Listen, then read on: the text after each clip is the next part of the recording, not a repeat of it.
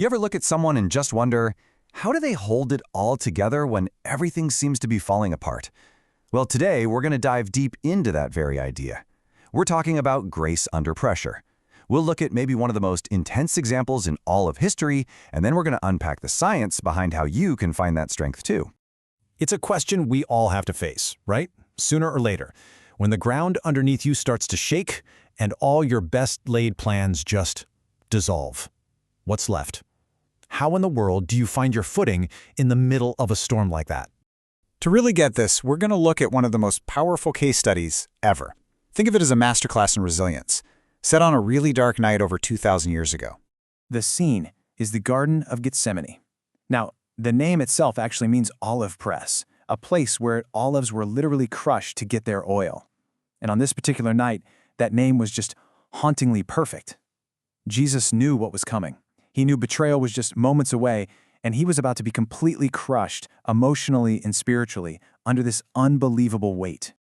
Just listen to the raw honesty there. He turns to his inner circle, his closest friends, and he tells them exactly how deep his sorrow is. This isn't some stoic, emotionless hero. This is a real person in deep, deep anguish, reaching out for help in his darkest hour. And this is where the isolation just becomes so real, you can almost feel it. He goes off to pray, he comes back hoping for some kind of comfort, and they're asleep. And not just once, he does this 3 separate times. You know, it's such a human thing, isn't it? When the pressure is on, but it doesn't feel like our crisis, it's so easy to just check out, to metaphorically fall asleep. The very people he asked to simply stay awake with him couldn't do it. He was utterly alone. And in that moment, in that total abandonment, this is what he prays. This is the pivot. This is everything.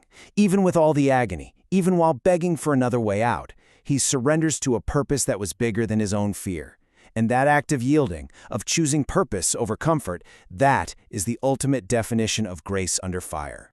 I mean, the contrast here is just staggering. On one side, you have agonized prayer that leads to surrender and this incredible calm resolve.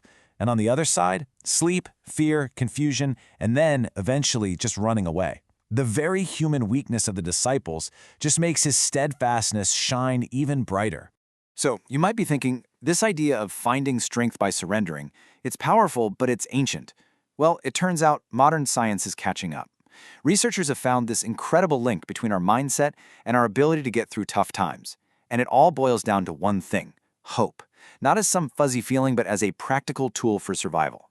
So get this, a huge study on longevity back in 2019 dropped a total bombshell.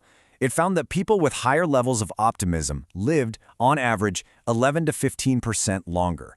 They were also way more likely to live to be 85. I mean, that's not a small difference. That's a real, measurable advantage you get from having a hopeful outlook. But here's the best part, and this is so important. You're not just born with it.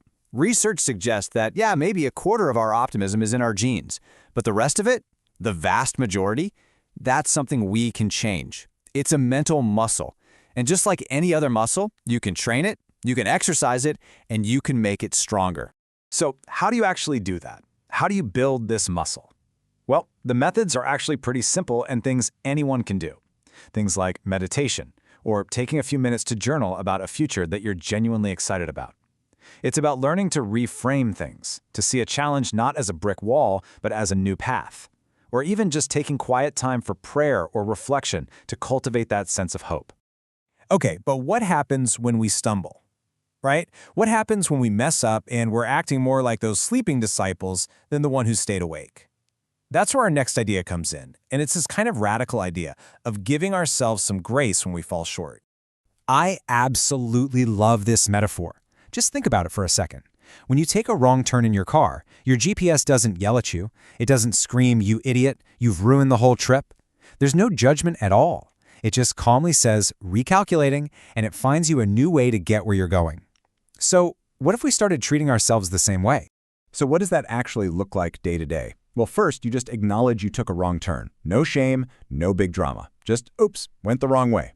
Then you forgive the detour. It's not a failure, it's just information, it's data, and from there you recalculate. You figure out the new path toward your goal.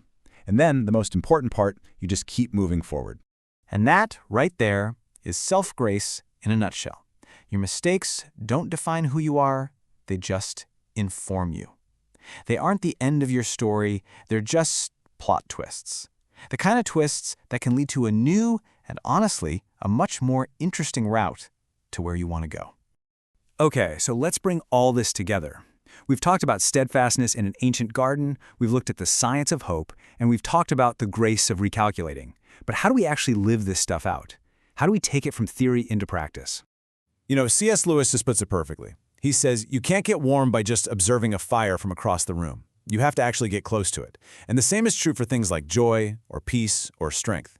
You don't get them by watching from the sidelines. You have to get in there and engage with life directly.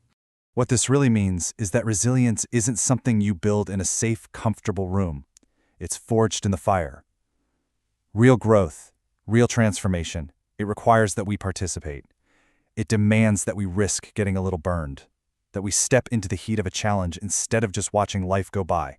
So it all really comes down to these three pillars we've been talking about. First, steadfastness, that commitment to a purpose that's bigger than your fear, just like we saw in the garden. Second, hope, actively, intentionally building that optimistic mindset, which science shows us is literally a tool for survival. And finally, self-grace, the ability to treat your own failures like a GPS, as just a moment to recalculate. And in the end, the challenges that we face, they aren't just obstacles, they're opportunities. The fire is where we are forged. It's where our character gets shaped and made stronger. So the real question isn't if you'll have to face the fire, it's which fires you will intentionally choose to step into for the sake of your own growth. So I'll just leave you with that. What fire will you step into?